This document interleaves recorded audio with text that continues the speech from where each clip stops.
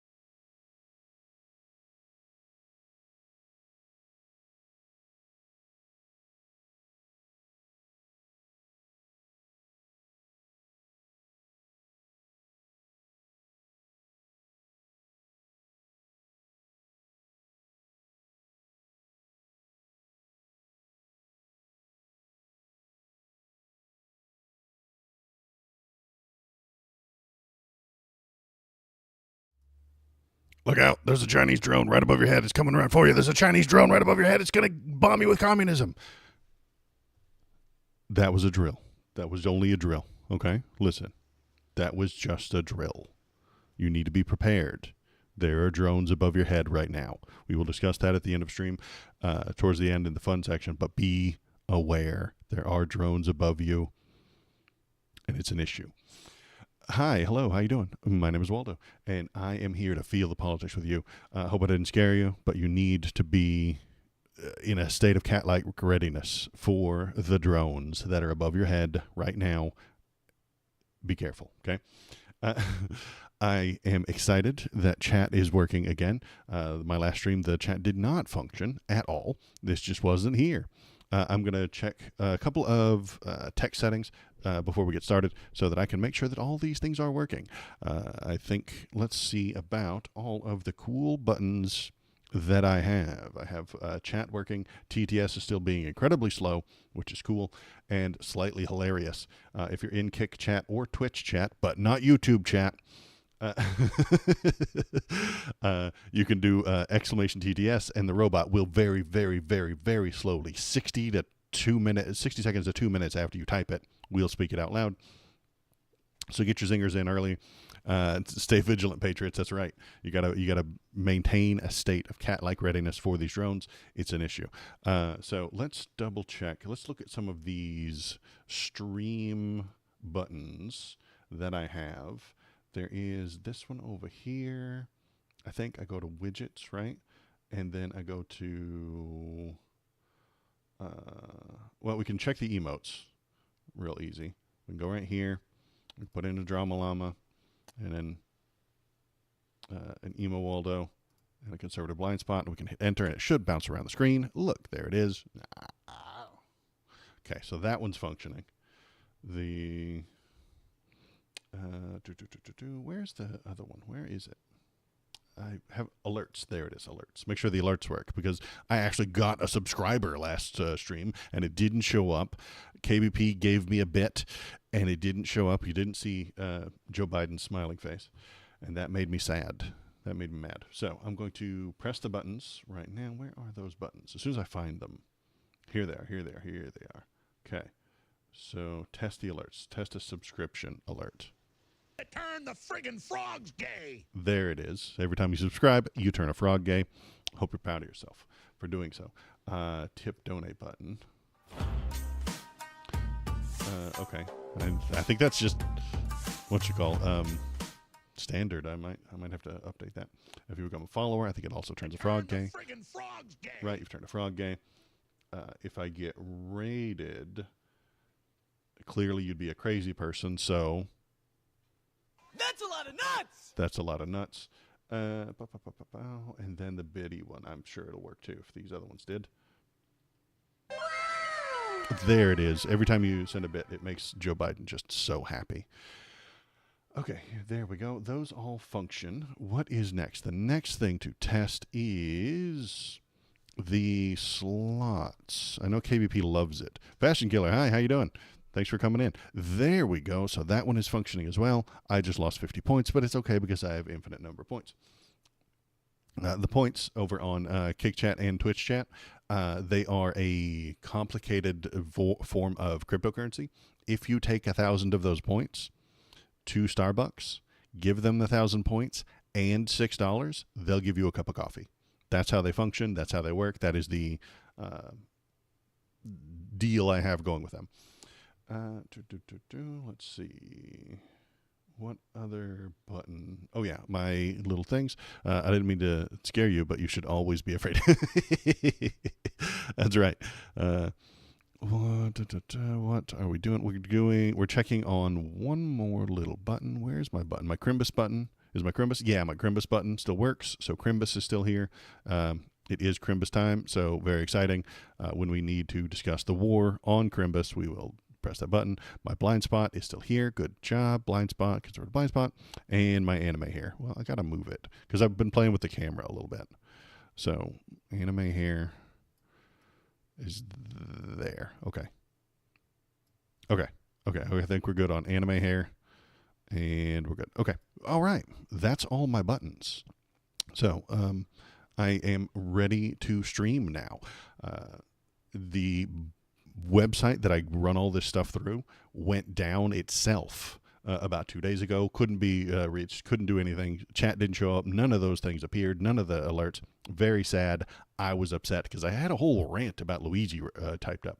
But I turned it into a YouTube video anyway, and it looks silly because I don't have any chat going on. But you can watch that over on YouTube. And that would be very nice. Don't forget to smash the subscribe button, stab someone in the comments, and break the thumb on the thumbs up button, because YouTube is powered by hatred. So the more hatred you go there and spread, the better my numbers are. Do you think Luigi is fine? He's Sigma, asking for educational purposes. Well, he is a very, very pretty man, and I think that is very important with what's going on. If he were an Uggo, if he were some sort of beast, and fondle the bell. Yeah, I always forget to fondle the bell. I'm a terrible lover. Yeah, Luigi being handsome and attractive is helpful, because if he were a mongoloid, if he were some sort of basement-dwelling, 400-pound neckbeard monster, he would not be as appreciated by the community, by the people, and they wouldn't have put his face all over the news. And if they would, it would have been like in a scary, horrible nightmare kind of way. They would have found that bad picture of him or his driver's license photo or something along those lines to put on the screen, and it would have soured people on the idea of being anti-health insurance.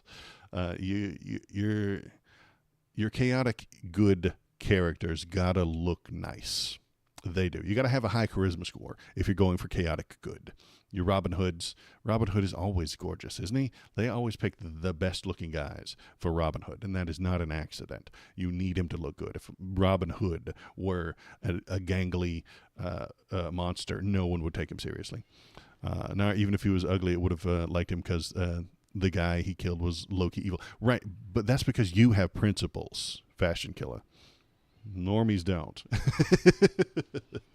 Normal people don't have too many morals. They judge based on who they would have a beer with. They vote for whoever looks the nicest, and they vote for whoever's the tallest. It's an issue. Can you hear the wind outside? Let me know if you can hear it. I don't know, because it is a storming where I am. It is blowing gales out there. It's not a hurricane or anything like that, but it is nuts out there. I might lose internet because of all the wind. Down at the bottom right of my windows, it tells me heavy rain and wind advisory. It's the only place I get my weather anymore, is the taskbar on Windows. I like my man medium ugly anyways, and being Italian. Yeah, there you go. It does help that he is Italian. So what is in the news today? What were we going to talk about? Okay, so yeah, well, I've got a few things to look at, a couple of links, a couple of stories to look at, and then we'll put on the tinfoil hat. It's right there. It's calling to me. The tinfoil hat is right there, looking at me, saying, "Put me on. Let's talk about drones." That's what it's saying. I can hear it in my head. But we're not going to put it on yet. We're going to talk about the regular news, the actual stuff. Then we're going to look at the drones and see what's going on there. So let's do that. Let's go over here, webcam screen, click on the buttons, turn on window capture, and then click it with here. Here we go. Did I ever talk about Syria? No, but that's just because I'm not the best at foreign news stuff. I don't pay as much attention to it as some other people did. It is nice, and I only have the broad strokes. Freedom fighters who are Muslim and used to be a part of Al-Qaeda have liberated Syria from Assad, who is a bad guy. He is not a good guy. He is a Russian superpower. Like, he gets a lot of money from Russia and a lot of backing from Russia and security from Russia to kind of just be a wild dictator of Syria. It's not like he's building things. He's just turned Syria into his fascist playpen where he just gets to do whatever he wants and be he's the king of this place, and he's the evil king, and there's just nothing you can do about it. The people turned on him. The people are unhappy with that, but the people are Muslim and used to be part of Al-Qaeda, so that makes the West weirdly nervous about it. Online leftists, the tanky crowds who really do love Assad and really do support Putin are really bad and dumb and are upset by this, but we don't listen to tankies. They're bad. Did America play a part in it, though? Yes, maybe. The CIA might have helped out, but it's hard to tell because that's what the CIA does. If the CIA does its job properly, you'll never know the answer to that question, Fashion Killer. If they do it right, you won't know. And that's what makes them dangerous. That makes them scary, and that makes them into conspiracy fuel. Because if they helped out the guy who was part of Al-Qaeda, then who used to be, because what was his name? It's not Giuliani, it's Jelani. Al-Jelani, something along those lines. Al-Jelani organized all this stuff and is saying very nice things. And I hope what Al-Jelani is saying is true, but it might not be. It's real easy to say things when the revolution's happening. Hey, we're going to make it equality for all. We're going to have women's rights. We're going to have gay rights. We're going to have all these good things. We're not going to be like the last guy. We're going to be great. Okay, that's a promise for the future that may not materialize. It may not actually happen. He might get more hard conservative Muslims in places of power who then prevent that very cool message from happening. But as it stands, I think this is actually a step forward. It is a step forward, which is good. Assad staying in power would not be a step forward. That would be a status quo of bad, horrible nightmare shit. So it is a little bit of a increase and step forward. Hopefully, they do continue to progress. They are Muslims who have some conservative values, but that's better than a bloody tyrant. Really is. Progress. Sometimes you got to take your baby steps. Are they going to immediately start holding open furry conventions? No. That doesn't mean that they're failing. You got to work up to that shit.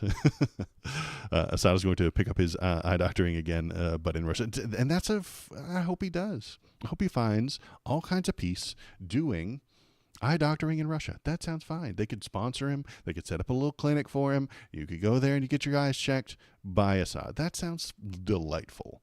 I hope that's what Russia does. And Russia that would create goodwill towards Russia. God, they would be like heroes for doing so.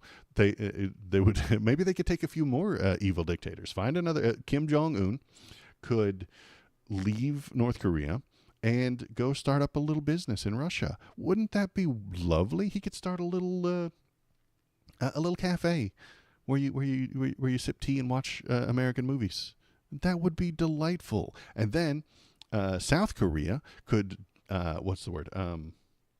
impeach their president, and then he would go to Russia, and he could set up a little tailoring shop. God, that would be delightful. Wouldn't that be wonderful? We have just found what to do with all the dictators. Anybody who goes too far, we just send them to Russia, set them up on a small business, problem solved. Russia, thank you. Good job. High five. And then they're adding to world peace. This sounds like a great plan. I love this idea. 10 past 11, you are a genius. Oh, he's going to open up some little Roblox tycoon. Yeah, exactly. How's the doggy? He is asleep. Can you see him? No, the thing's in the way. Let me grab him, though. He is here.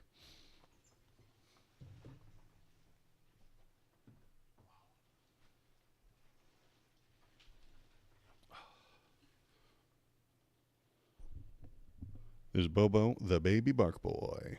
Look at him. He's so cute. He's mad that he didn't get to go on a WALK today because it is storming out there. It is rough out there. He would blow away if it's blowing so hard out there.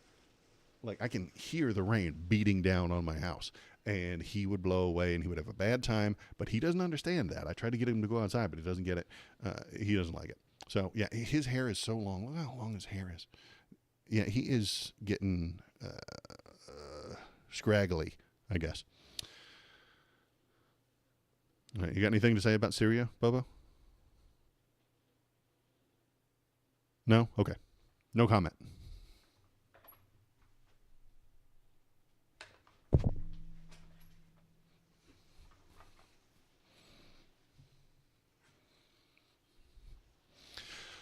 So yeah, that's Bobo. We might see Lewis, but I don't think so. When it rains, when it gets loud, and when the weather happens, he tends to hide downstairs underneath everything he can, because he hates the noise and he hates the weather. So if they start barking, it's because there's so much noise outside from the wind blowing away. Yeah, my trash can is up by the house, so it should be okay. Oh, anyway, yeah, let's look at the news. What do we got? No reason for delay. Trump must sit for deposition in defamation suit against ABC judge rules. Let's read this. The president-elect sued the network after George Stephanopoulos said Trump was found liable for rape by a jury, which is a true statement. If you say true things about Donald Trump, he sues you. I don't know how we operate as a country if saying true things becomes illegal. President Donald Trump on ABC News host George Stephanopoulos will each have to sit next week for a deposition in Trump's defamation suit against the network. Depositions are not in the courtroom in front of the jury. A deposition just means you go to a nice wood-paneled room and talk to a lawyer. That's it. And then they write down what you said, and they record everything, and they take it to the court. U.S. Magistrate Judge Lisette Reed ruled that the deposition must go forward, writing in an order on Friday that the court has already granted a lengthy discovery period, and with Election Day now behind us, there is no reason any further delay. Trump's testimony will be limited to 4 hours and take place in person in Florida, where he filed the suit. Stephanopoulos' deposition is also limited to 4 hours, but he may testify remotely if necessary. I wonder why. Trump's suit against the network originated in March when Stephanopoulos claimed a jury had found Trump liable for the rape of E. Jean Carroll. In an interview with Nancy Mace, Trump holds the jury found him liable for sexual abuse, not rape. That's it? That's the difference. Okay, so he got libeled, apparently. U.S. Judge Lewis Kaplan oversaw the Carroll case and ruled last year that Trump's actions met the definition of rape in common speech. So it's a true thing. You're not allowed to say true things about Donald Trump, apparently. Don't say true things. Bro, I'm done with this wrong foundation shade match. It is true. He does have a lot of clown makeup on his face, but he's the Joker. He's opposite world Joker. ABC made several efforts to get the case dismissed over the summer, arguing unsuccessfully that Stephanopoulos' comments were covered under fair reporting privilege due to their accuracy. I love this. I think we're going to get a lot of this phrase over the next few years. Due to their accuracy. Trump is also pursuing a $10 billion lawsuit against CBS, which he alleges edited an interview with Vice President Kamala Harris unfairly. The network filed for dismissal last week, arguing that the conservative Texas court where the suit was filed did not have jurisdiction over the New York network. The New York people didn't file it because it's stupid. It's only Texas conservative courts where they will just do whatever the hell he feels like. Oh, yeah, did they use the wrong one? That's not a thing that I know about, tanning beds or spray tans, but I assume that they have different paint swatches, like when you go into Home Depot and they have all the little paint swatches, you can pick one. I would assume that they have something along those lines. Due to its accuracy, the tangerine toddler's feelings got hurt. Yeah, I know. And due to its accuracy, I like that. I'm going to use that phrase a lot over the next few years, I think. Due to its accuracy. We think that he's wrong. So let's see what else. That was just the exciting bit. What else do we got? We've got, bad news, everybody. World War III is going to start up again. New World War III just dropped, and it is Xi Jinping rejects Donald Trump's inauguration invitation.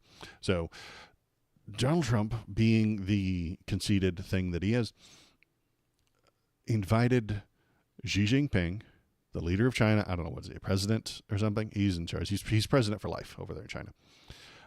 elected with 110% of the vote every year. He invited this guy to his inauguration. This guy denied. It was a power play that Donald Trump was trying to run, but I don't know what happens when Xi Jinping power plays back to say no. I suspect World War III. Again, we've had like 7 World War IIIs over the past year. This is just the next one. See if anything happens. Chinese president not expected to attend, despite receiving a personal invitation from Trump shortly after Election Day. China's ambassador to the U.S. and his spouse are expected to represent Beijing following a standard diplomatic protocol. The standard protocol Donald Trump got rid of, or not got rid of, but broke. He broke the standard diplomatic protocol. Not a surprise. He doesn't know what he's doing. He barely comprehends what any of those words mean. Donald Trump doesn't know what the word standard means. He doesn't know what the word diplomatic means, and he does not know what the word protocol means. Doesn't know what any of those words mean. Sources also indicated that additional Chinese officials may join the delegation. Okay, that's fine. I honestly think they should just have a pink sparkly sleep over and get over with it. Yeah, they can end the tension. You know, you guys just become besties. Just hold hands in front of the camera, tell everybody how much how good friends you are, and then just hang out on the weekends. But they have this. They're both like, they're both tops. That's the problem. They're both macho alpha. I'm top dog kind of attitude. So they have to just keep topping each other. It's a bad time, honestly. I don't think this is going to end well. I mean, this is probably just going to end fine. There's probably nothing that goes wrong here, but maybe it'll lead to another World War III. We get so many of them. We might as well have another. Trump extended an invitation to Xi despite recently stating that he would impose large tariffs on Chinese goods. And if the guy had come to the if Xi had arrived at the inauguration, Trump would have talked to him and said, hey, listen, you did me a favor by coming here. I'll not do the tariffs. This is the mob boss style diplomacy that he's going to do for the next few years. Do you want those tariffs? No, it's bad for you? Okay, great. Say nice things about me. Show up at my event. Shake my hand and tell me how smart I am. Tell everybody in your country how brilliant I am and how good I am at the economy. Say nice things about me and my economy and my administration, and I will cut it for you. Is this quid pro quo? Kind of. Quid pro quo? Kind of. But probably not. Being diplomatic is a thing. Going to talk to them, being nice to them, playing ball with them, then giving their country something from your country is diplomacy. But I think he's doing it in such a ham-handed, ham-fisted, fumbly fingers kind of way that it's going to end badly. So they're all right. They're just Sigma alpha males. Yeah, 2 Sigma males. Can 2 Sigma alpha males pair off? That's interesting. I feel bad for the Discord kittens. Can 2 Sigma super alpha men hang out in the same room together? I don't know. In a self-serving way. It is diplomacy. And that's why it smells slightly like quid pro quo, but it isn't exactly. You can use the state with their state to accomplish things for our state and their state. That's fine. It's just that I have a feeling he's going to push it to benefit himself. Hey, I will cut this tariff for you if you do something for me. Not for my country, but for me, to make me richer, to make me more powerful, to benefit my family. That's what I'm worried about. And that is a thing that happens with people in government. Joe Biden did it a couple of weeks ago with the Hunter Biden pardon. I don't have a story up about that, but the Hunter Biden pardon is self-serving. Yes, obviously. But the reason I think it's fine is because they were making up things about him. They were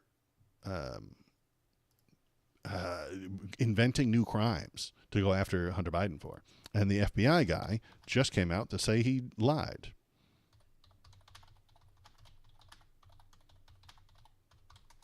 talk about that too.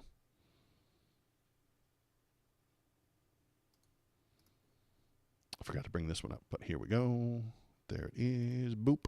FBI informant accused of lying about Joe and Hunter Biden pleads guilty to lying to you about the Burisma shit.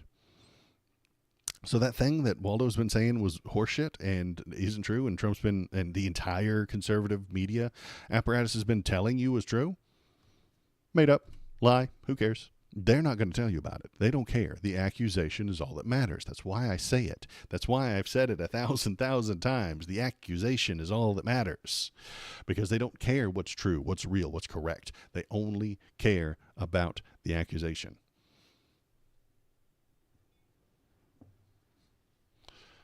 And let's read it. What does it got to say? FBI informant accused of lying about Biden family has cut a plea deal with special counsel David Weiss, the prosecutor who led the criminal probe into Hunter Biden. Alexander Smirnov is set to plead guilty to 4 charges, including tax evasion and obstructing justice by providing false information to the FBI about a court filing. Smirnov has falsely told the FBI in 2020 that Burisma, a Ukrainian energy company, was illicitly paying off Joe Biden while he was vice president, and his son Hunter, who was on the company's board. This was half the goddamn Trump campaign. Half of Trump's presidential campaign was screaming bloody murder about how criminal Hunter Biden was. And now we find out, after the election, that it was a lie. Couldn't we have figured this out a few months ago? Couldn't we have figured this out like 3 or 4 months ago? Wouldn't that have been nice to know that they are liars before they won the election? That would have been great. I wish we could have pulled that off. Why couldn't we get that on the fucking news? Because either a very small, well-read young person or extremely old. Yeah. Let's see. So yeah, it sucks and is. The accusation is all that matters. This is why the choice for the FBI pick is going to be such a big damn deal. Nope. We're going to talk about him in a minute. This is Kash Patel. He is a liar. This is Kash Patel. He's going to be in charge of the FBI. He's going to be doing more of this. Kash Patel is going to lie to you. He is going to create fake investigations into nothing. He is going to have FBI informants lying constantly about anybody who's left of center. Anybody who's in the center, honestly. If you're not center right or right wing or extremely right wing, he is going to use the FBI as a weapon against you. And it won't matter. And Fox News will be in this situation again. The FBI informants who work for Kash Patel will lie about why they're opening investigations. They will lie about what they find. They will lie about the reason behind jailing people. And then Fox News will run the accusation as if it's true. The right-wing opinion people will talk about these accusations as if they are true facts. The people that you know in your life will hear about them, comprehend that they are facts, and feel that these are true statements. Then, when the true statements turn out to be false, they'll never hear about it. When Kash Patel drops the investigation 6 months after it's done the damage and doesn't actually put them back in, it doesn't actually convict them, he'll just say a mean thing about them, investigate them constantly. You'll hear about it for 6 months. It'll be nonstop, wall-to-wall, investigating this Democrat, investigating this CNN person, investigating this left-leaning senator. And then when they drop it, you won't hear it. It'll be quiet. It'll be crickets because they'll just bring up the next one. They'll investigate Nancy Pelosi for stealing office staplers. And then it'll sound bad. You'll hear about it. It'll be all over the news. And then when they drop it, it'll be quiet because they'll pick up another one. And this will be the stories for the next few years. Let's see. Trump's new nominee to lead the Justice Department, Pam Bondi, is a staunch loyalist who predicted last year, after Trump's reelection, the prosecutors will be prosecuted, the bad ones. So the prosecutors will be prosecuted, the bad ones. That means if you ever did anything to hold Trump accountable to the law, you are going to go to jail. They're going to be investigated and prosecuted. And then even if it's found not guilty, you still had to spend that time defending yourself, spend that time being investigated. And if they find a unpaid parking ticket, they'll crucify you on Fox News about how you're a criminal and you are anti-American. The McCarthyism is coming, and it has more power this time. Trump told NBC News that the members of the Jan 6 committee should go to jail because they investigated what happened on Jan 6th and found out that he was responsible for it, even as he claimed that he would not direct his appointees to prosecute them. Of course he doesn't. He's playing the mob boss. He always does. He's just going to tell Kash Patel to go take care of it. Kash, Kash Patel, I'm going to need you to go take care of Nancy Pelosi. And then he'll do something. He'll begin an endless, never-ending investigation based on lies. And then when it ends, she'll have to spend time, effort, and she won't have any. They'll try and jam her up. She won't have the time to run things in the House. She won't have the time to whip votes for stuff that she won't have time to campaign. She won't have time to make billions in stock exchange. I know. And then when they find her not guilty, they'll just start up another investigation, or they'll claim that the system, the deep state, found her not guilty. They don't live in reality. They don't live in facts. They don't live in the empiricist world that they ought to. They just live in make-believe land where anything they believe is true and anything they don't believe isn't true. Trump's decision to nominate Patel has proven particularly controversial since his principal qualifications appear to be a sycophant towards Trump. Kash Patel has served in key national security positions throughout the government. He is beyond qualified to lead the FBI. No, he's not, and will make a fantastic director. No, that's wrong and stupid. Many observers, including former federal law enforcement officials, oppose Patel's nomination on the grounds that he would likely use the FBI to pursue Trump's political opponents, and that he might substantially corrupt the culture and professionalism of the Bureau. The corruption will just be out in the open. Yeah, I'm just asking questions when shit turns out to be false or unfounded. Yeah, exactly. Conspiracism is the new way. Conspiracy is the new norm. Patel clearly lacks the qualifications, experience, and temperament to lead the agency, but how worried should the American public be about him at the helm of the FBI? The truth is that there are stronger internal and external safeguards in place against the law enforcement and abuses than during the Hoover era. He will be indeed face some constraints because of the culture of bureaucracy of the FBI, but he may not that may not contain him. And he will have plenty of opportunity to damage the Bureau and its work and use and abuse the FBI for political ends. His nomination poses a considerable and unjustified risk to the country. I agree with that statement. Will it matter? No, it won't. Brittany says, I'm devastated by what Caitlyn did. I wanted and expected her to be a bigoted and racist. Doesn't she know how many right-wing fans she has? I can't believe she would do such a horrible thing to us. Who's Caitlyn? Caitlyn Jenner? The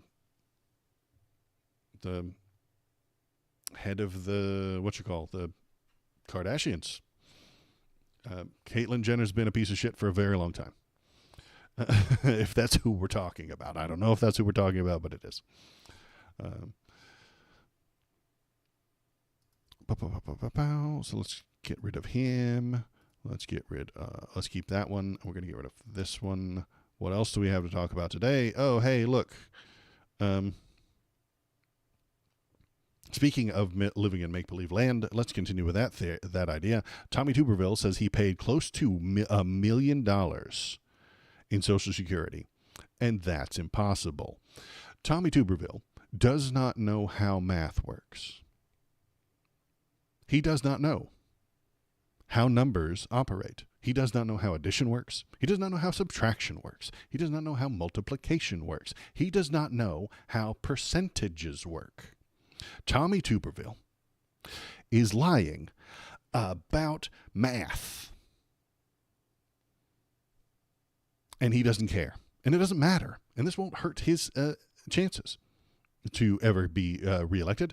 His fans love it when he lies to them He said it, so it has to be true. Yeah, exactly. He paid close to $1 million in Social Security, and that's mathematically impossible. So let's read it.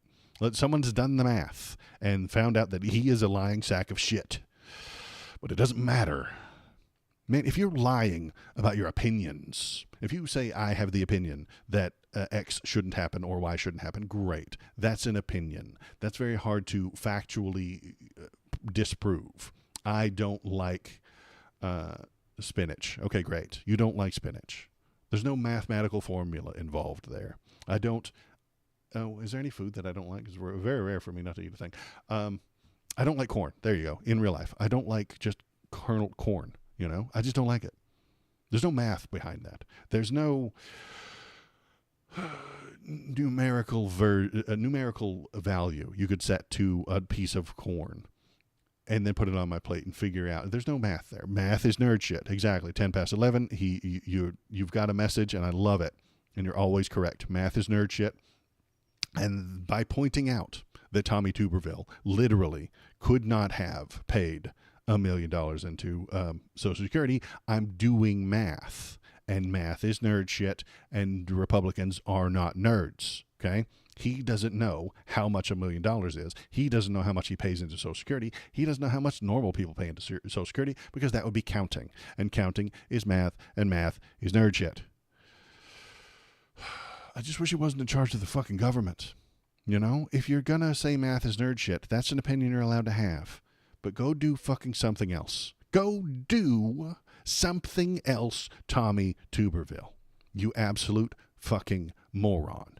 You idiot. Go do something else. Tommy Tuberville on Wednesday called Social Security scheme he called Social Security a big Ponzi scheme. He doesn't know what a Ponzi scheme is. I do. He doesn't. He estimated in February that he's paid close to $1 million in Social Security taxes. And he said, let's listen. Do we get to hear him say it? Thank you. God, no, we're not going to watch 5 minutes. I've for 40 years paid max into the Social Security. Max. And probably paid close to $1 million in Social Security. Alabama senior senator said during this thing on the retirement crisis in America. The office also asked where, blah, blah, blah, blah, blah. Even by the most conservative estimate, Tuberville has not paid $1 million into Social Security during his professional life. Not even half of that. In 2024, the Social Security base limit, the maximum amount of wages subject to Social Security, was $168,000 a year. We should raise this, for the love of Jesus. Raise this, double it, triple it, to pay for Social Security. Tuberville and all members of Congress hit the maximum with the $174 base salary. Taxed at 6%, Tuberville's Social Security tax contributions in 2024 are $10,000. That is all he put in 2024. We know this. You can look the numbers up. You can know what these things are. 10 past 11, I agree, man. It's a rough life. You love picking on nerds, but the nerds are necessary. It's a complicated system to live under. I agree. I understand. We need the nerds. I love the internet, and I want the nerds to be here. But stop doing nerd shit. It's a very complicated life that we have to lead. It's what you're describing there is the duality of man, and I think that's very esoteric and philosophical of you. And that's why you're in the right place. I appreciate you being here. Even assuming, as Tuberville said in February, that he has paid the maximum amount for 40 years. If he paid the maximum amount for 40 years, the most he can have contributed is $418,000. That's it. That's all. That's the max if he did 40 years. That $418,000 figure doesn't even take into account that the base limit has been far less than the 24 maximum income, $168,000 for 4 decades. For example, in 1984, at the start of his 40-year time period, the base limit was $37,000. So it was only $37,000 back then. So this 418 is the maximum at our maximum numbers, and he's not even half of what he fucking says he is. And 6.2% Social Security tax rate, which has been in effect from 1990 to today, has been as low as 5% in 1984, meaning the 418 is a conservative estimate is even lower. Social Security has long been ridiculed by Alabama senior senator, who called the program a big Ponzi scheme, depriving Americans of their hard-earned money. Here's what he said. Here's the sad truth. The American people don't have any confidence that they will see all the money they paid into Social Security over the years. It's a big Ponzi scheme, and everyone is forced to participate in it. You have no choice. It doesn't matter if you're 16 or 76. A little over 6% of your paycheck is taken out of the pay for his retirement. Americans have been paying for Social Security for years, only to see a fraction of what they've been promised. That's always how it's going to be, but that's how it's always going to work. Some of us are going to pay into it for 30, 40 years and then get hit by a bus, and then we'll never get that money back. I'm sorry. That's how insurance works. That's how Social Security has always worked, my guy. And what happens to that $1 million that Tommy Tuberville paid into it? What happens to that money? Where did it go? It left his paycheck 6% every year for the past 40 years. What did we do with it? Did we cram it into our ears? Did Joe Biden eat it? Did Hunter Biden use it to buy drugs? No. It went to old people who are on Social Security and can't work anymore. That's where it went, Tommy. You absolute fucking cretin. You moron. You paid for Americans to live comfortably. Not even comfortably. You paid for Americans to slightly eke by their existence. But he's against that. He doesn't want Americans to be paid to live a comfortable life after their 65th birthday. He doesn't want that. He wants more money right fucking now. And he needs you to think that you're being robbed by this. You're not. You and I all benefit from Social Security. Anyone who isn't a wealthy millionaire benefits from Social Security. And we should charge the millionaires more, honestly. We should raise it for that cap that we looked at, the 160,000 or whatever it is. Raise that, double it, triple it, quadruple it. Go nuts with it. But my personal freedoms, no. Fuck off. You're part of a society. And that society has suggested that 90-year-olds shouldn't be starving on the street or dying in the gutter because they couldn't get a job at McDonald's. Because that's what this will lead to. Social Security goes away, they either starve or they ask their kids for money. Hey, millennials, Gen Z, you got a lot of money lying around? Do you take care of your parents? I don't think you do. I think that is a big complaint that we've all been having as millennials and Gen Z, that we don't have any damn money and everything's so fucking expensive. Do you want to stop paying into this thing to get 6% more money and then just give it to your parents? It's a shit idea. Getting rid of Social Security. Social Security is a good thing, and it is evidence that we live in a sane society that takes care of its elderly and is a good idea. Republicans hate this idea. They want it to shut down because they need 6% more. That makes them feel good. Get 6% more in their paychecks. They think that they've won. Tommy Tuberville has money from the government for the rest of his life. He's a sitting senator. He gets paid even if he loses next time. If he loses and then lives for 30 more years, he will get paid for 30 more years by the tax dollars that you're putting in. If you want to end Social Security, end that first. Honestly, if you're not a senator anymore, you don't get paid. If you're not a House member anymore, you don't get paid. See how they fucking like it. Everybody complains about them lowering their own, raising their own salary all the time and suggest that that's where the cutting should begin is lowering their own salary, but they won't do that. He's going to get free government money for the rest of his life. Let's cut that off. Let's ask him if he's going to cut that off. He's going to say no because it's his, you see. He worked for that. You can't take from me. I worked for all this stuff, he says, while trying to cut the benefits that you worked for. You worked to pay into Social Security, and you will get that benefit if Republicans don't take it from you. And they will say, no, you can't have that, even though you worked for it. But I get what I worked for. You don't get what you worked for. It's a very bad ideology. It's a bad idea. He accounted for inflation. Nah, I don't think so. I think he's making shit up. Let's do that. And inflation, again, math, nerd shit. He can't account for inflation. If Tommy Tuberville count for inflation, that would be nerd math shit. He's not allowed to do that. So he's a piece of shit. Let's talk about something else. Let's see what else we got. There was a poison pill for trans Americans in the defense bill, and it'll happen again. So the defense bill just passed, and it prevents. Let's read the specifically. Defense bill. Blah blah blah blah blah blah blah. For the most part, such actions have been insulated to the world. Where did it go? It told us what happened. This week, House Republicans nestled a piece of anti-trans policy into a must-pass bill. Every year, the Senate has to pass what's called the National Defense Authorization Act, which, as its name might indicate, authorizes defense spending before Congress writes in its official budget. In recent years, Republicans have added provisions to that bill which they know would not pass on their own. Earmarks, that kind of shit. They're sneaking things in there because they can't get it passed on its own. But the must-pass nature of the NDAA allows them to do so. One amendment in the bill would prohibit TRICARE, the health care program for active duty service members, from covering certain medical procedures for children that could result in sterilization. So trans-affirming health care is now illegal for TRICARE to provide.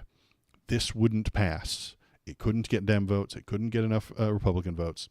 So they sneak it into the NDAA because they are unpopular people. Nancy Mace isn't popular. She's a shit poster. Everybody hates her. Why is her face right here? Because she gets fucking clicks for being a piece of shit. That's how the Republicans operate now. Be a piece of shit, and you'll get more clicks, and then people will remember your name, and no press is bad press. No publicity is bad publicity. So they're just diving whole hog into the bad publicity. Be a piece of shit. Get on TV. Get people to say your name. Then the next time you go up for an election, the people will remember your name, and maybe they'll vote for you.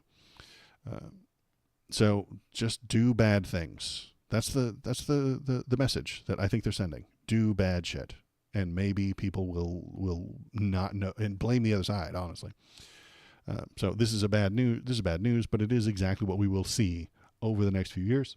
As these important things come in, they'll sneak a little bit of culture war in there. They'll sneak a little bit of hatred in there. They'll sneak a little bit of bigotry. They'll sneak a little bit of racism into every little bill. And if I call it out, I'll be called a blue-haired wokey, and I'll get in trouble, and then the right will hate me, and it's a whole thing. But this is what they're doing. This is how they operate. And this is how they will continue to operate. We shouldn't let them win elections. Just saying. Let's see what else we got today. Victims shocked after Biden grants clemency to kids for cash judge and $54 million embezzler. Okay, so this is bad headline writing. It really is. This is sensationalism. This is the media going nuts over a nothing. It's not nothing, but it's something. So tell me what you think about this. Victims shocked after Biden grants clemency to kids for cash judge. This judge was selling children for money. Like, it sounds like that, doesn't it? It sounds like there was a judge selling children for cash. And he was in jail. He was in the Supermax. You know, if you let your imagination go run wild with this one. He's down there in the Supermax, all alone. His cellmate beats him up on a regular basis because he was a judge. And his cellmate sexually assaults him regularly for being a chomo. You know, that's the whole thing. That's not what's going on here. President Biden, as usual, created a blanket commutation for 1,500 people. 1,500, not just two. They didn't go and find the kids for cash guy and specifically let him out. No. The lawyers put together 1,500 criminals who fit within a handful of what's the word? Criteria. Like the criteria was you have this much time left, you have done a nonviolent thing, and you have this criteria and this one, and then your lawyer brings us your name, and then we commute your sentence. That's what happened. Yeah, Joe personally sprung him from the gulag. And because and so it wasn't, so slow down, headline writer. It was actually 1,500 people, not just the one. The two convicted officials whose cases sparked outrage, a crooked Pennsylvania judge and a notorious Illinois fraudster, both had been released from prison early and put on house arrest during COVID-19 pandemic. So this horrible nightmare kids for cash judge hasn't been in jail since 2020. He has been at home since 2020, and he would have ended his sentence in 2026, which is not very far away. So he's going to stay at home until 26, at which point he is a free man. But this headline scares you into thinking that some sort of child-selling nightmare monster has just been released from Supermax. It's not. He was at home and would be a free man completely. He's already half free living at home, but he would be completely free in 2026. You could sit and play video games all day long. Bro, house arrest sounds great. The president has already faced bipartisan criticism. We double check. The misconduct of Conan and other Luzerne judge led the Pennsylvania Supreme Court to throw out 4,000 juvenile convictions that discredited state judges who ordered $200 million to the victims. Conan's actions destroyed the family. It's in here somewhere that he would have been released in 26 anyway. Yeah, his house arrest was set to end in 2026. So he just fit the criteria that the lawyers put together, and he got released. Now, is this a bad thing? It's not horrible. It doesn't matter that much in the grand scheme of things. What did he do? Was he selling children on the black market? No. He's crooked, and he deserved to go to jail, and he did in 2011. The Kids for Cash scandal, where he took kickbacks from a for-profit detention center in exchange for wrongly sending juveniles to their facilities. So kids came into his court, and he sent them to a for-profit prison, the for-profit child prison, and then the for-profit child prison paid him for doing so. This is clearly illegal, and it's a good reason we shouldn't have for-profit prisons. For-profit prisons are a bad idea, and you should be against them if you're not already. Most people don't know because they don't care, because it's prisons and criminals. Who gives a shit? Well, you should give a shit, because he was sending them there even though they weren't guilty. He was sending them there for minor crimes. He was sending them there because he was paid to do so. This is the problem of money in politics. This is the problem of money in government. If you're allowed to pay people to do things, you will eventually pay them to pass the laws that you want. You will pay them to do the judges to do what you want. You will pay the senators to pass the rules that you want. You will pay the regulators to stop regulating you. This is the problem of money in politics. Always, everything comes back to fucking money. We are awash in a capitalist system. We are drowning in the power of capital. The power of capital is drowning America. We are dying because of it. We are unable to function as a society because the power of capital is so great. It is so great that it is squashing your liberties. It is squashing your freedom. It is squashing the freedom of these people. Those kids were put into a for-profit prison for money because he got paid to do so. That's very disgusting. Nobody likes that. It's bad. Capital is ruining our country. It's ruining our society, and it is killing our people. Hey, guess who else is in the news? Guess what else is going on? Luigi. Let's talk about Luigi. Luigi is also a good example of why capital is harming us. Capital is the problem. This is the real reason the internet fell in love with the accused murderer, Luigi Mangione. As a political statement, Luigi Mangione's manifesto is not particularly interesting. It is about as mundane as the locale where it was discovered, in the backpack of a 26-year-old hiding in McDonald's in Altoona, Pennsylvania. Mangione is accused of plotting and carrying out the early morning assassination, and he said, frankly, these parasites simply had it coming. That's probably the spiciest thing in his entire manifesto.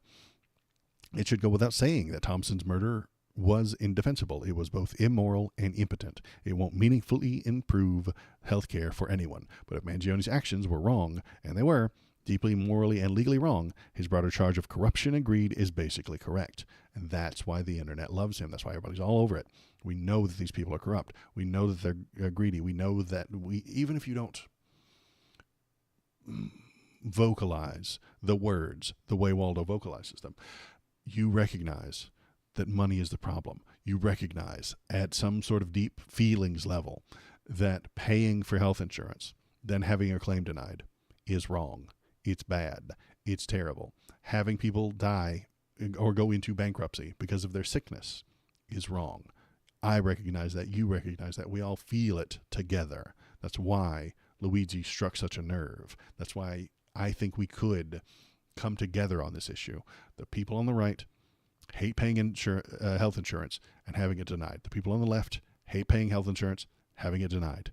If you were a good politician, you would be leaning on this, looking into the camera and telling the people, listen, we need to come together on this. Medicare for all. That's what the left is doing. If we're lucky, that's what the people on the left will do, but there are very few of them, and they're not in charge. The people in the center left, the Dems, don't want to do Medicare for all because they're bought and paid for.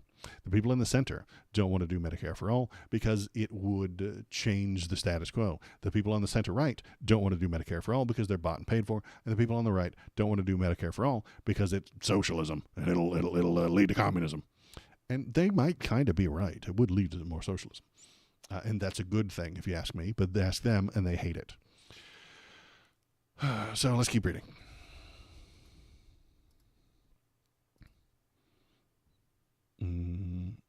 One sec. We finally have a president who was found liable for sexual abuse and business fraud in court. Trump will be the first president who was found guilty of felonies, criminal trial. He's a true guy. Yeah, I know. Exactly. Must be rough being in jail at home. Yeah, just wasn't served because it's not the Bidens, because he's on house arrest. Yeah, I know. It's a mess. All right, let's keep reading. Since Mangione's arrest on Monday, analysts and pundits have been scouring his social media, looking for any reason why an Ivy League graduate from a wealthy family might kill a man in cold blood. Plenty on both the political left and right have painted him as a bloody Robin Hood. Exactly. Righting wrongs in the with the barrel of gun. Others have decried the frenzied beatification, making him more beatiful. Calling it a serious moral malady in a digital world. No, man, like stealing money is probably a lot worse. Killing millions is worse, but it's indirect, so it's acceptable under the capitalist system. Indirectly killing people for profit is acceptable under the capitalist system. Directly harming people is not. It's a sign of de-civilization. No, it is a sign of the people being stepped on by the faceless capitalism. A blinking and blaring warning signal for a society that has become too inured with bloodshed and the conditions that exacerbate it. Crawl out of the culture war trenches and you'll see that there's more to the story than the meta-commentary would have you believe. Neither the shooting nor Mangione himself fit into the archetypes of ideological extremism we've seen in recent years. And despite what you might have read in the other papers, Mangione's online fetishization does not represent the nadir of internet civility. And he's a thirst trap. It's true, Shinseto. He is very, very, very smexy. Thompson's assassination and the cross-partisan celebration of it are both signs of a broader real-world breakdown in the kind of civic institutional faith crucial to the proper functioning of any successful society. I think this is true. If you don't trust the system, things will start to fall apart. That's why I labeled this one the way I did today. Everything is going wrong. Nobody trusts the system anymore because the system has been poisoned by capital, by money. Giant amounts of money have destroyed our trust in society, in the systems. Many Americans have come to believe, for good reason, that the healthcare industry is actively working to screw them. Those same Americans view the U.S. government, politicians, regulators, and even the courts as complicit in the scam. In that context, there's no surprise some will come to see that violence is the answer. This is not a new idea. JFK used to say this. It's a famous JFK quote. If peaceful change is impossible, violent change is inevitable. That is a good way to put it. If we can't change things with the system, things get violent. That's how it works. That's describing the American Revolution. The American Revolution, the 13 colonies didn't immediately one day say, hey, we're going to war against you. No, they tried to get the changes that they wanted. The American Revolution tried many, many, many times to implore and beg the king of England to change the things, to change the laws, to make them more palatable, but he didn't. Then they got violent. It's the story of America. I'm willing to bet that there was like one person who was very mad at England in 1770 or something like that shot a guy that was a British tax collector or something like that. Something like that happened. And we just don't know about it because we don't teach that. Killing people is nerd shit. That's crazy. Killing people with nerd shit. With feelings. And this is all about feelings. It's always been about feelings. Mangione made exactly this case, not in his manifesto, but in the book reviews. When all other forms of communication fail, violence is necessary to survive, according to him. That's his quote. They have zero qualms about burning down the planet for a buck, so why shouldn't we have any qualms about burning them down to survive? That's what he's talking about. He's still pushing that exact same idea. Industrial Society and Its Future, the Unabomber's Manifesto. The book was written from a remote cabin in Montana, from which Ted Kaczynski sent more than a dozen bombs to targets across the United States, killing 3 and wounding dozens. Kaczynski believed modern society was rotten to the core. He was more of a, I don't like Ted Kaczynski. He was an anti-technology kind of guy. He was a Luddite. He didn't want any electronics. He was not on board for computers. He was a anarcho-primitivist and stuff like that. It's not good. I don't like Ted Kaczynski. Not a cool guy. Violence, he believed, was justifiable to get us there. In particular, appears to have resonated with Mangione. Violence against those who lead us to such destruction is justified as self-defense. I don't think we're at that point yet. Right now, the elections are still fair. The people who voted for Donald Trump did so of their own accord. I haven't seen any evidence that he cheated or that they broke the system. There was a few people saying that about Elon owning Starlink and the bullet votes. That's a thing. It's all conspiracy. It's not true. I haven't seen any evidence to suggest it's true. So right now, we still have the ability to try and fix things. One of those things should be getting money out of politics. That's very difficult because they're all paid. They all like getting all that money. They all like the power that money brings. How do we do it? Convince people. Do your best. Tell your friends, hey, money is the problem. Capitalism is the issue. Stop. Don't do violence. I'm not suggesting we all go out and do a Luigi. But I'm not suggesting that, okay? And you can't say that I did. But we need the people in power to recognize that will happen more often if they keep stealing from us, if they keep taking, if they keep stomping on us, if they keep the boot on our head long enough, somebody's going to get violent. Peaceful change is impossible. Violent change is inevitable. I don't want that violent change to happen, but it is inevitable. I just need them to know that. Do they recognize that? Liberals tend not to think that way. They think everybody everything is safe and comfy and everything is put together well, and we're at the end of history and nothing can go wrong and fascists can't take over the country. I hope they're right, but I think that they're wrong. Let's keep reading. What Mangione and Kaczynski share in their manifestos are to be believed is a profound naivete and a dangerously narcissistic belief that they, as individuals, have the moral right to decide who lives and dies. But unlike other extremists, Mangione was allegedly motivated not by racist hate or fringe conspiracy, but by a cause that is resoundingly popular with most Americans. As his manifesto writes, America has the most expensive healthcare system in the world, yet it consistently delivers miserable results. Successive attempts to solve this problem, in both Barack Obama's Affordable Care Act and Donald Trump's dismantling of it, have created expectations for reform that have utterly failed to deliver. Today, care is more expensive than ever, corporate profits are soaring, and politicians seem to be completely beholden to the healthcare donors. That is a problem. And that's all because of money and capital. Regular people are feeling the consequences, and they have grown increasingly irate at leaders who seem incapable or they suspect unwilling to do anything about it. So where are they supposed to turn? Generally speaking, 3 factors dissuade political violence. 1, and I think this is a good breakdown right here, a general societal acceptance that violence is bad. Now, none of us like to get beat up, except for the freaks out in the chat, and I know who you are. But violence is bad. Nobody likes it. This I don't think is going to change. Number 2, the law which puts people in jail for committing violence.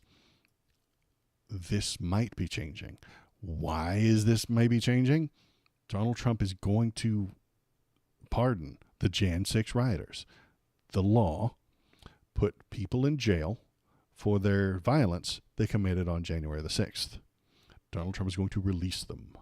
And by pardoning them and releasing them and making it okay to do violence for political ends, he is eroding American society. He is eroding the law. He is eroding our country. He is very slightly making the country worse and making violence more acceptable. And third, a broad faith that societal problems can be rectified through the system of collective governance.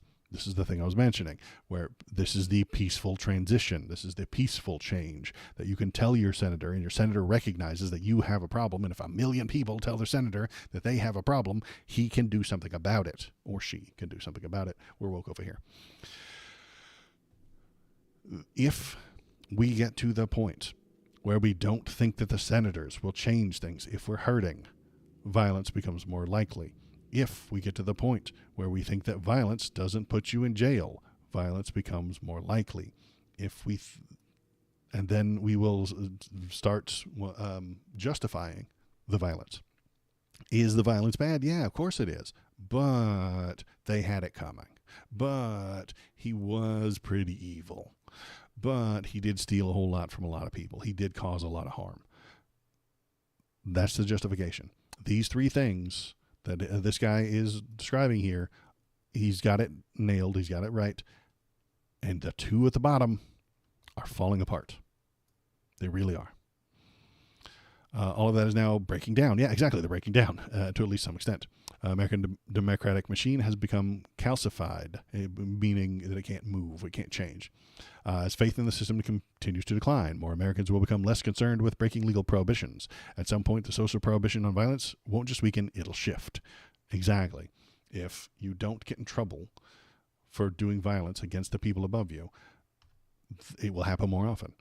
And if we feel like it's justified, it'll happen more often.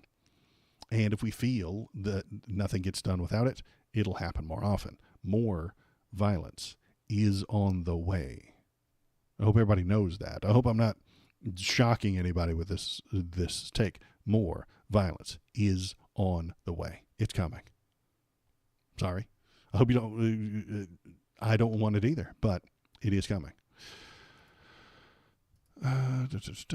We may be witnessing that shift right now. TikTok is replete with folk songs venerating Mangione. Instagram is rife with memes celebrating his alleged actions. Group chats everywhere are reevaluating the morality of murder.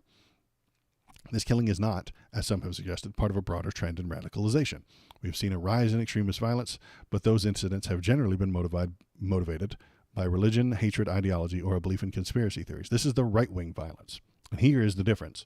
Right-wing violence, generally, pushed by religion, hatred, ideology, or belief in a conspiracy theory. So your religion would lead you to shoot perhaps to bomb a an abortion facility. Hatred leading you to lynch the people who are of a different race. The ideology of thinking that the Dems are going to do it to you, so you have to murder them first. Or the belief in conspiracy theories, which is thinking that Donald Trump won and that there was some complicated there was some complicated vote fuckery where your vote got sent to Venezuela by Hugo Chavez's ghost. It got flipped to vote for Biden, and then it got sent back, and then Biden won. Conspiracy theory. Not true, not real, didn't happen, but it led a lot of fucking people to storm the Capitol on January 6th. And this is where we are. This is the future. This is the next few years. Conspiracy theories from the right causing political action. And this isn't a new thing. Luigi is not a new phenomenon in America. Some of you might not be as old as me, but there was a guy called George Tiller. He performed abortions. That was his job. It was part of his job. It wasn't his entire job. He was a doctor at a GYN clinic, but the thing he was known for is performing abortions. Now, nearly all of them he performed were late-stage abortions, which are awful and dangerous, and you could have a morality against it. And I would understand the moral objection you would have to a late-term abortion. But he wasn't doing that for fun. The people coming to him weren't doing it out of fun and convenience. They weren't doing it out of convenience. They were doing it out of horror and sadness and misery. The baby was born. The fetus isn't going to survive. The mother isn't going to survive. The fetus has some horrible birth defect that is going to cause them to die shortly after birth, or they're already dead, stillborn. That is the majority of the work he did. It's unpleasant. It makes you feel bad, even hearing about it, even me telling you about it. I feel bad discussing it. It is inhuman, and not inhuman. It is sad. It makes you feel bad thinking about these things, but they happen, and he took care of it. He helped humanity. But what do we know about him? Why is he famous? Well, because fucking Bill O'Reilly did a story about him pretty much every fucking week. Called him George Tiller, the baby killer. Had a cool, clever nickname for it and everything. And because this was Fox News fucking 20 years ago, I remember it, you might not. But he would go on TV every fucking night, not every night, but once a week or so, look into the camera and tell you about George Tiller, the baby killer. And then he would show his face. And then he would tell you where he worked. And then he would tell you and show you photos on TV of the place this guy worked. You know what happened after that? Crazies started bombing his clinic. Innocent people were at risk of dying to homemade bombs because of a TV man told you about him and where he worked. Later, after all that, he continued to talk about it. Bill O'Reilly continued to push that idea, continued to show the picture, continued to tell you where you could find him. George Tiller, the baby killer. That's what he did. That got him so many fucking views. Do you know how many views he got? He got all the views. And eventually, a crazy person walked into a church and shot George Tiller in the face while he was surrounded by his grandkids and family and other church people. He walked in, shot him right in the face. Luigi is not a new phenomenon. He's not. He's just the best looking one that we've had in a while. This happens in America. The news media tells you what's wrong, and then someone wild enough takes that shit into their own hands. Vigilantism is an American institution. You don't have to like it, but it is an American thing. It's just as American as apple pie. Vigilantism on a large scale is revolution. And that's what the American Revolution did. I talk about the Boston Tea Party, the original Boston Tea Party, not the stupid shit that showed up in 2010 because President Blackenstein got elected. No, it was because of a tax that they didn't want to pay on the thing that they needed or wanted a lot of, and that was tea. So the people of the day who were very unhappy with the government doing what they were doing dressed up in fake clothes. They dressed up as Native Americans, which was a lie. They weren't. And they went to a ship and destroyed private property.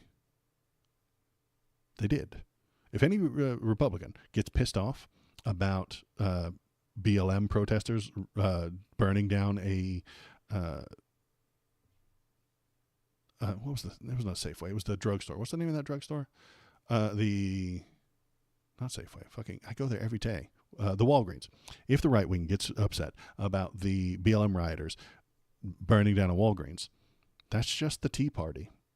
If they get upset about looters during a riot breaking into the Target and taking all their stuff, that's equivalent to the Boston Tea Party. It really is. And if you don't see it, it's because you are awash, you're drowning in right-wing media nonsense, which I think most of our country is. They don't know that the right wing has owned the entire news media. They do. This might be news to some people because everybody tells you that the news is left-wing. It's not. It never has been. The news media is out to make a buck. Just I told you, we're drowning in this fucking capitalist system, and CNN needs to make money, and they make money by telling you things. Right-wing ideas are more profitable. They just are. Left-wing media barely makes any money. There is very little of it, and it doesn't make any money. Don't believe the right wing when they tell you that CNN is left-wing. They're not. That's insane. MSNBC works to empower the Dems, but the Dems all work to get more money. It's all about money. And the Dems themselves aren't a left-leaning party. They're further left than the right wing, but they're centrists. They want to stand still. They want to make as much as they can while doing as little as possible. They do not want to move left. They do not want to progress. They do not want to move forward toward anything, because that would upset the apple cart. It would make waves. They don't want to make waves. Don't make waves. And because we're all drowning in this right-wing media ecosystem, you hear the same thing over and over and over and over again, that the MSNBC is the Fox News of the left. It's not. That's insane. That the Walgreens burned down, and that's the society falling apart. No, that's the society doing what it should do to stay healthy. The Boston Tea Party made us better. The burning of a Walgreens in Ferguson made us better. The looting of a Target during a BLM riot made us better. And that's just a part of the immune system, sort of. Yeah, when you get a bacterial infection, you also get a fever. The fever can harm you if it goes too far, just like the looting and the burning Walgreens is. It can go too far, and it can get too much, and it can damage us. But that fever is intentional to raise the temperature of your body so that the bacteria can't live and the bacteria will die. That's the plan. That's how it functions. That's how all of this works. So, Luigi is a part of our immune system. And the things he's saying are resonating with you, with me, with all the people, because it's supposed to. He's a rebel.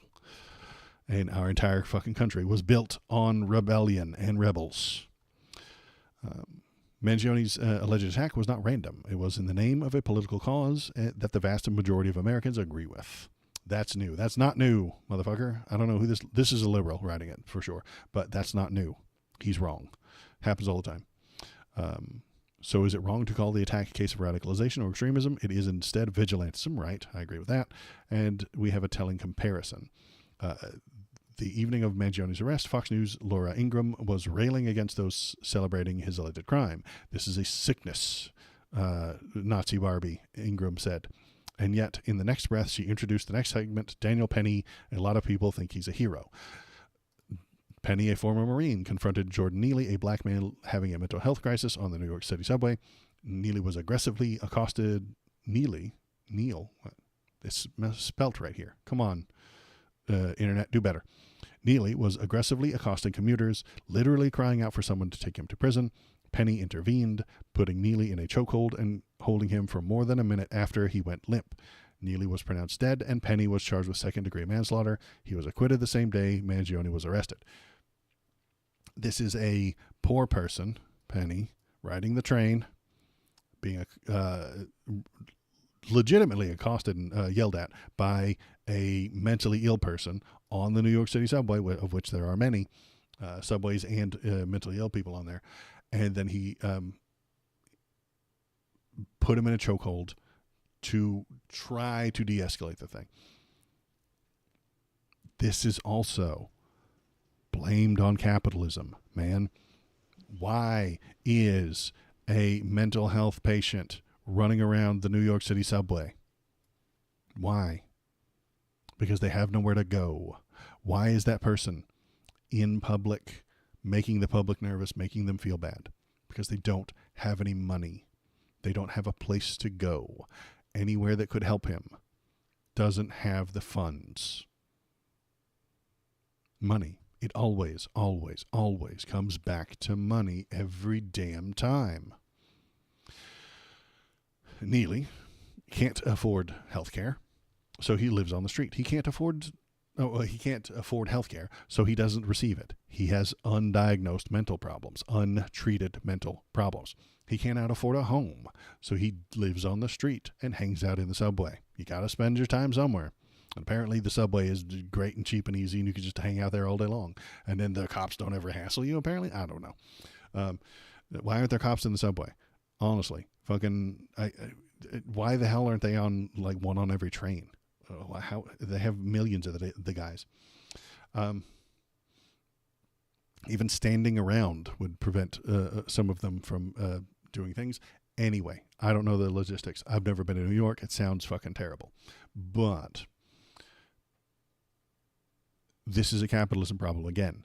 The man can't afford health care. The man can't afford a house. So you get to deal with him in public. You know who doesn't have to deal with him? Rich people. Rich people don't take the fucking subway. God, no. They can afford the nice cars to drive across the thing. And if they're late, they don't care because they're rich. Or they can afford fucking helicopters. Or they just pay for their own transportation. They don't do the train. There are no rich people on that fucking New York subway. There's not. Fuck off. And so they don't have to deal with it because they don't have to deal with it. They don't care. And if one poor person strangles another poor person in the subway, who fucking cares, according to them? But if one poor person kills a rich person, all of a sudden it's a fucking nightmare. The system needs to be reformed, and we need to crack down on all these poor people. Class warfare. It's coming. It's already here. It's been the rich have been at war against the poor for a very, very long time. But there is more on the way. It's about to heat up, I think.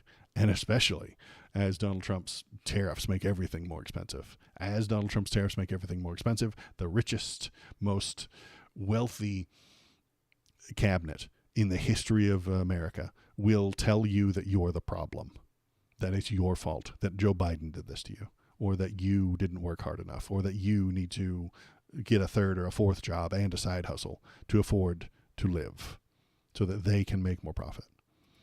And then more of this will happen. There will be more Luigi's. If the rich continue the class war, there will be more Luigi's. Let's see. Mangione reportedly experiencing chronic back pain from a back injury, and Penny, in the midst of a flight or fight confrontation, clearly felt it more acutely. But we all feel it to some degree. Across the U.S. and Canada, healthcare is sliding into crisis. Homelessness is increasing, services and strained and failing, yet taxes and prices are increasing. The internet feeds us a stream of evidence of our societal decay, distorting it to make it look like it's even worse than it actually is. And if there are reasons for optimism, our politicians seem pathologically incapable of conveying them with any force. He's talking about the Democrats. Incapable of doing anything. They're not capable of changing any of this because they've taken so much money. They have become paid to do nothing. Donald Trump is popular in part because he calls out the corruption and indifference endemic in our system. And yet, rhetoric aside, he is even more beholden to the swamp than his predecessors. His likely failure will only supercharge this crisis of confidence in our system. His failures will supercharge the crisis of confidence in our system. Absolutely right. Donald Trump will fail to lower prices. He will fail to help you with their taxes. He will fail to change the economy. He will fail to get you paid more. And this will supercharge the crisis of confidence in our system. He will say that he can't do it. And it's true, he can't do it, and the Dems won't do it. Donald Trump can't do it because it would be against his principles and against the people who paid him. And the Democrats won't do it because it would be against the people that paid them. So it's not going to get done. Nothing's going to get better. It's only going to get worse. The Democrats are paid to do nothing, and Donald Trump is paid to make rich people richer. That's the ratchet effect that I mentioned sometimes. The right moves us to the right, and the Dems keep us still. And then a right-wing and then the Republicans win, and they move us to the right, and then the Dems win, and we stand still. And then the Republicans win, and we move to the right, and then the Dems win, and then we stand still. There is no left-leaning party. There is no left-leaning power, I would suggest. Progressives exist, but they fail to win because everybody hates them. Maybe I could draw this out. I'll do a drawing here in just a minute. What time is it? It's 11:30. Maybe I'll do a drawing on Monday of the fact that everybody hates the left, even though they're correct. We shouldn't need or want political violence to prompt us into action. Indeed, political violence is informed by extremism that we should struggle against. But when vigilantism exists as a response to our inability to govern ourselves, it should spur a response, denouncing the violence on one hand while racing to fix the problems that prompted it in the other. People are pissed off. We elites in the media and government need to realize that and get our stuff together fast. Right. It's wrong to kill the CEO. It's wrong. Fix the problems. People in the media, the elites and the people in government need to fix the problem so it doesn't continue. This is a good article, and I really appreciate it. It was written by a Canadian, Justin Ling, in the Toronto Star. He's on point.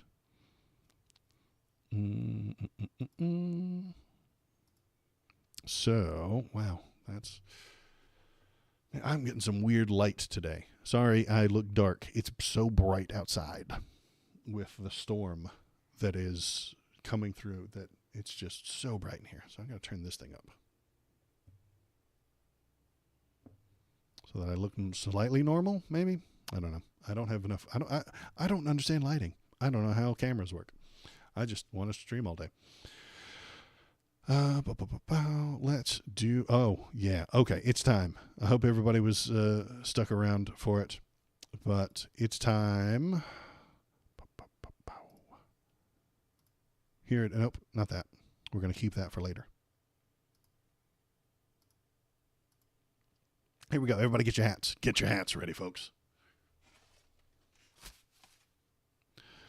It's conspiracy time with Waldo. Come on in. Take a seat. There are drones flying above your head right now. I don't want you to be alarmed, but you need to know there are drones above your head right now. They could be Chinese. They could be aliens. They could be Russian. They could be deep state drones. We don't know yet, but I'm looking into it. So what do we got going on today? New Jersey Senator Andy Kim shares video of mysterious drones after weeks of conspiracy theories about sightings. Mr. Kim posted 4 videos from his X account of lights moving across the sky as police try to work out what the unidentified devices are. Dun, dun, dun. Let's watch them, and hopefully they're not too loud.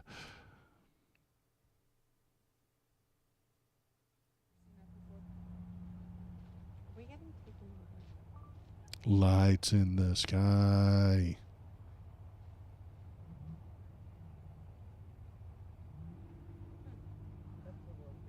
Yeah, I've never seen that. That's really convincing. Yeah, they are. Oh no. Menacing lights. They could be anything. Police said they used helicopters to get close to the objects, said that the drones would go dark if approached. Oh my God. They're trying to stay hidden.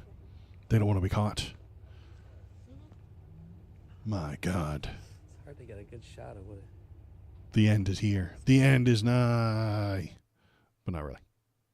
What else we got? New Jersey Senator Andy Kim posted 4 videos. We did that. However, the attention has increased this week as legislators demanded explanations from the U.S. federal and state authorities about what's causing these sightings.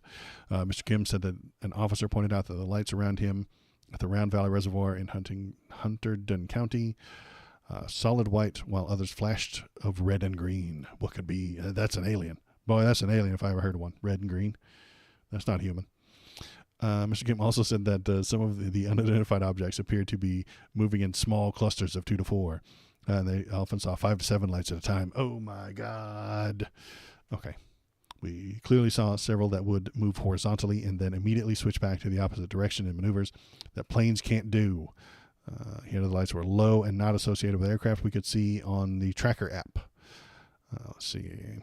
The FBI, who can trust them, and the Department of Homeland Security issued a joint statement saying they had no evidence that of drone sightings pose a national security or public safety threat or have foreign nexus. Well, you can't trust them. You can't trust the FBI. See, folks, when the FBI says that it poses no national security or public safety threat, you know that that's a lie and that they definitely do.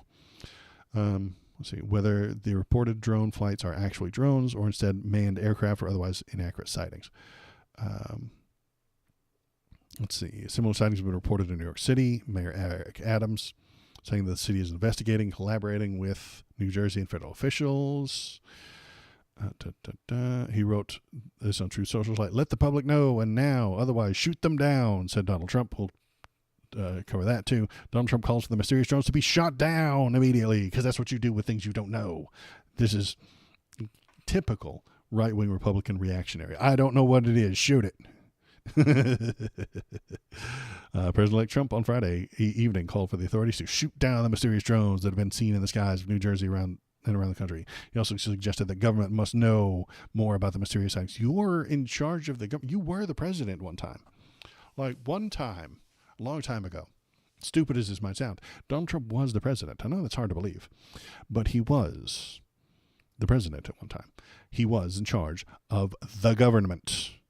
Does he know about drones? No? Well, then how does the government must know? This doesn't even make sense. Mystery drone sightings all over the country. Wait, he wrote this. Mystery drone sightings all over the country. Can this really be happening without our government's knowledge? I don't think so. Let the public know, and now. Otherwise, shut them down. He's so dumb. The government doesn't run every goddamn thing, you guys. Like, they really don't. They really don't. If this is just, if it is a government operation, if this is a government op, they're not going to tell you. If it isn't a government op, and they don't know where it's coming from, they're not going to be able to tell you. And if it is really just a bunch of jerks and goobers and hobbyists having fun, just goofing around, the government's not going to know that either. The government doesn't know everything. I don't know why Republicans think that they do. It's weird. It's disturbing. Like, the government is your child, not your father. And this gets into my complaints about conservatives a lot, but they think that the government is a father figure that knows everything and tells them how it ought to be. It's not how the government is. No. The left, and me included, think that the government is our child. The government does what I want it to because I am in charge of it. I am the one above the government. I am directing it. I am telling it how to operate. And if it makes a mistake, I hold it responsible and punish it if necessary. It's not how the right wing and the conservatives see the government. They see the government as their father figure. And if you insult it by insinuating that it's done something wrong, you've just insulted their father. We're talking about drones. Let's look at drones. Drones, planes, or UFOs. Americans are abuzz over the mysterious New Jersey sightings. Oh, look. Oh, my God. What is that? That could be anything. That's an alien. The buzz coming out of New Jersey is unclear if it's drones or something else. But for sure, this nighttime sightings are producing tons of talk, a raft of conspiracy theories, and craned necks looking skyward. Cropping up on local news and social media sites around Thanksgiving, the saga of the drones reported over New Jersey has reached incredible heights. This week seems to have begun a new, higher-profile chapter. Lawmakers are demanding, but so far not getting, any explanations from the federal state authorities about what is behind them. Governor Phil Murphy wrote to President Joe Biden asking him for answers. He doesn't know. New Jersey's new Senator Andy Kim spent Thursday night on a drone hunt in rural northern New Jersey and posted about it on X. More drone sightings have been reported in New York City, and Mayor Eric Adams says the city is investigating and collaborating with New Jersey and federal officials. Perhaps the most fantastic development is the dizzying proliferation of conspiracies, none of which has been confirmed or suggested by federal or state officials, who said they're looking into what's happening. It has become shorthand to refer to the flying machines as drones, but there are questions about whether what people are seeing are unmanned aircraft or something else. So we don't know yet, and it is very spooky, except it's not. It's just fucking things flying around. It's fine. Chill out. Relax. Just because you don't know doesn't mean that it's nefarious. And you don't just start shooting at things that you don't know what they are. There is one more photo that I wanted to show you, and it's about conspiracy theories, and it debunks all of them. I'm going to find the photo. Have to find it real quick. One sec. If you're here watching, if you're here paying attention, hop in the chat, tell me what you're thinking, tell me what you're feeling. Go to the YouTube page and become a follower, become a subscriber, all that fun stuff.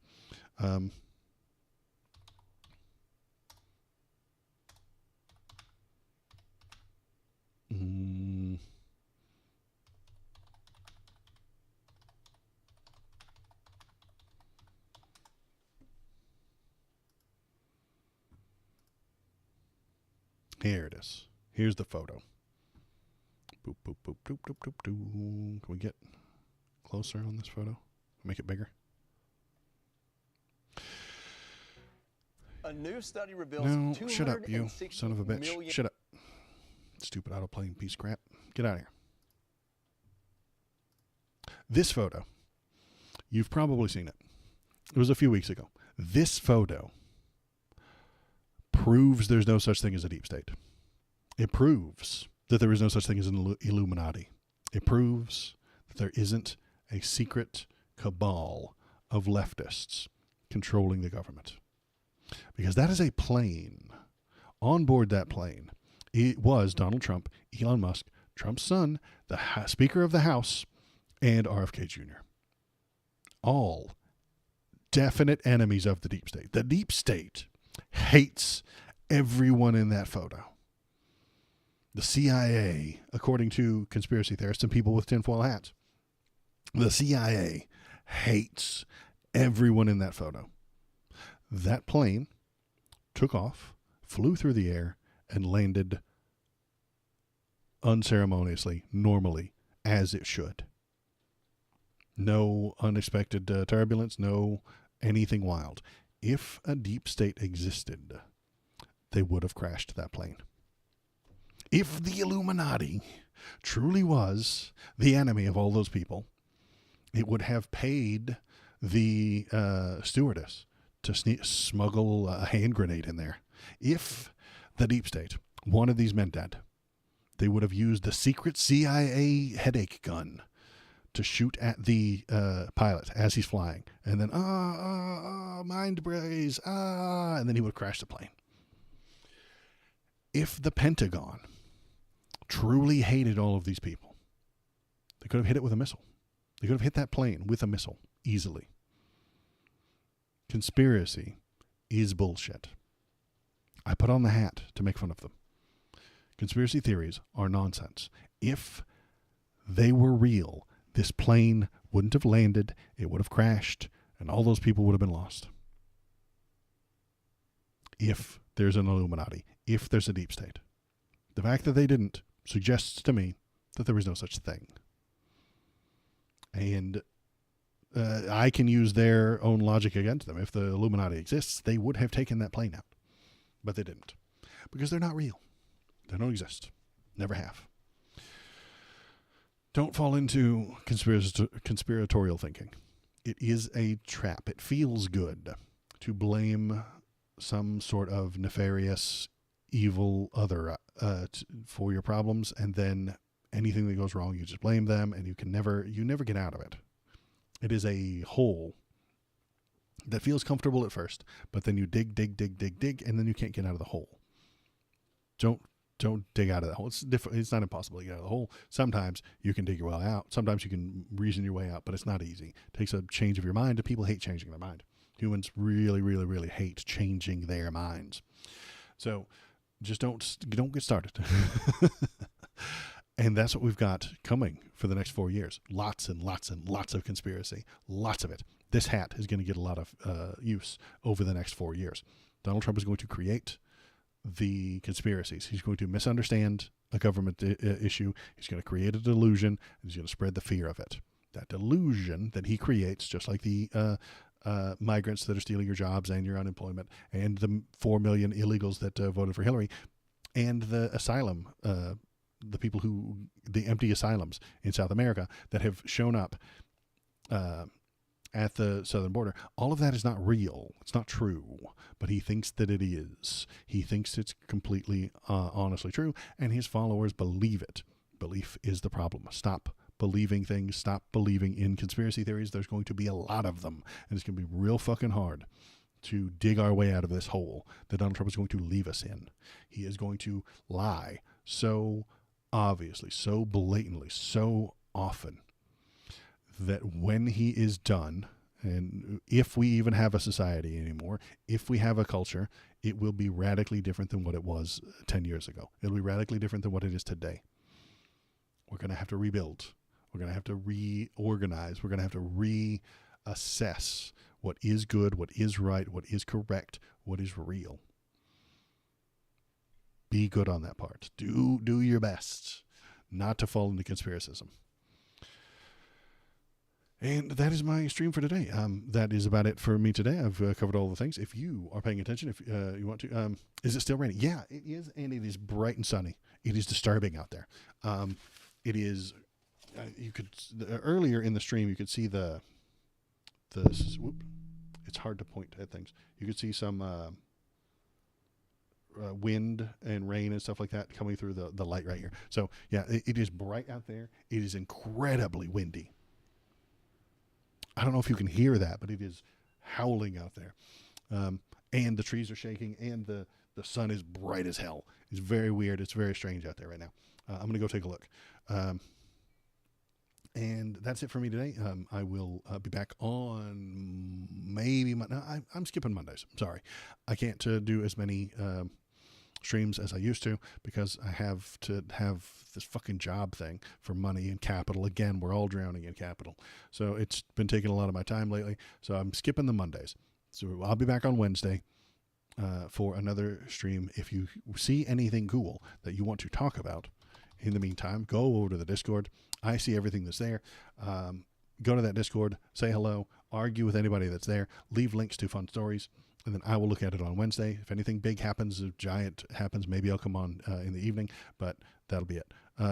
So I fix computers. I'm just an IT guy. But the commute is pretty rough. So I just do IT stuff. That's it. You'd think I'd be better at the streaming thing, but I'm not. Wednesday, 7 o'clock, West Coast, Best Coast time, as usual. In the meantime, hop over to the Discord, tell me what you're thinking, tell me what you're feeling. Hop over to the YouTube link right there. Go over to YouTube, watch some videos. All of this is here under the live tab. You can watch the whole thing live, or if you want to, you can watch the videos that I make afterward. I take all these live shows, cram them, and edit them to remove all the uhs and the ums and the awkward pauses as I forget the words and remember the words. I cut all that out. I think so too, Shinsento. I believe it. It is two different skill sets entirely. So hop on over to the YouTube if you want to watch old videos or things like that. And then I think that's it. Is that it? Yeah, that's it. That's got to be it. I'll be back on Wednesday unless the Gestapo kicks in my door and drags me off to the gulag. I'll be back on Wednesday. And that's it for me. Is there anybody... Nah, that's it for me. I'm sending you off